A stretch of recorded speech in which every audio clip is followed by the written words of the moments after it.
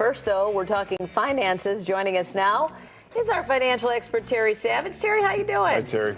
Good morning. Great day. Beautiful day. Things going smoothly in the convention. It's a good day. All right. So far, so good. And the stock market, what do we have to look forward to this week? Well, you know, we've had a string of gains and then a couple of days of losses, but the stock market, remember that thing that if the market is up in August, September, and October before the election, the last 3 months, 87% of the time, going back over almost 100 years, 87% of the time, if the market is up over that 3-month period, the incumbent party stays in power. So we will see what happens. Today, we're down a few points, nothing big. All right, we'll see. Let's get to some viewer questions. Which is the best to purchase for our 1-year-old granddaughter, a savings bond or a treasury bond? No, not neither of those. It was back in the day when every grandparent bought savings bonds for their grandchildren. By the way, if you did that many years ago, they've matured, so be sure and cash them in. Now the thing to do is open a 529 college savings account. I'm going to presume you're from Illinois, you're listening, watching, and the Illinois plan is called Bright Start. You go to brightstart.com. You can make a contribution. If you're an Illinois resident, you actually get a deduction for up to $10,000 worth of contributions on your state income tax. All the money in a 529 plan grows tax-free for college. They'll invest it based on the age of your child and the grandparent gift that starts at birth. As soon as you get a Social Security number and goes on giving as you keep adding to it every birthday is a 529 plan. All right, next question. What happens upon my death if I name my minor child as a beneficiary of my IRA?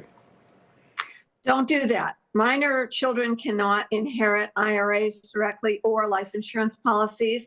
There would have to be a trust or a guardian name.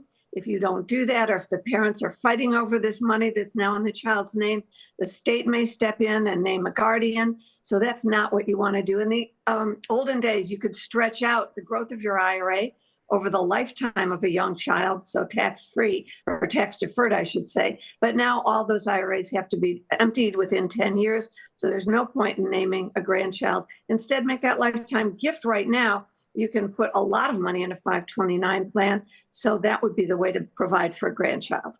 All right, this question. My daughter has extreme high outstanding bills. Single parent, no child support. She has a full-time job, but between daycare and rent, there is not much left. What should she do? Let me say something first. You know, I sort of have my finger on the pulse of what's going on by virtue of all the questions that get posted on my Ask Terry blog at terrysavage.com. And what I have noticed in the last month or so is that for a long time, there were not a lot of posts about credit and debt and credit card bills and getting advice. And all of a sudden, I'm starting to see that maybe the economy is slowing. Maybe it's because consumers have charged their credit cards up to record amounts. Maybe not so much overtime anymore. My feeling is that there's a certain pressure building up about credit card debt. There's a warning for you. Don't go to those credit card companies that say, okay, stop paying your cards, send us a check every month, we'll amass some money and we'll negotiate and take our fee.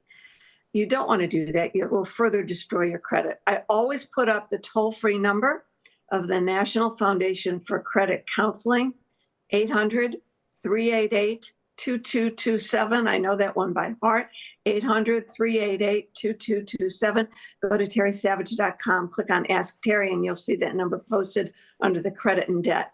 You need to get some help. For this case, by the way, I just noticed a mother's writing about for her daughter. There might be some things you two could do together. Maybe mom can do the child care and save on some money. Maybe the daughter and grandchild can move in with the mother. This is the time to get creative because that credit card debt at high rates is going to snowball and bury you if you don't deal with it now. All right, next question. I was romance scammed out of all my money, almost $1 million. I'm 73, met him on Facebook a year ago, never in person. What should I do? Oh. Okay, well, we put something different. Let me talk about this. This is one that I thought was a joke. Scammed over $1 million. It came up on my Ask Terry blog. That's where the producers must have gotten it. More than $1 billion was scammed, according to the FBI last year, on romance scams. It's because seniors are home alone but accessible on their Facebook pages and through the internet, and because they have the money and because they're lonely. So a lot of the scams are for older people. I'm going to give you the answer to that. It's 1-800-CALL-FBI. Just say, I want to report a crime. 800-CALL-FBI. But the most important thing is never send money, never give anyone access to your account numbers, never transfer money by wire.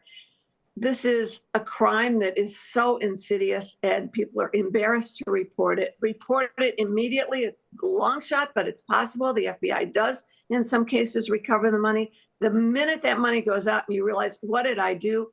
800-CALL-FBI. See if we can get that stopped. Oh, boy. Well, you can always ask Terry a question on her website, as she said, terrysavage.com. Thanks, Terry. Thanks, Robin and Larry. Thank you. Time now for Around Town. Hey, Anna.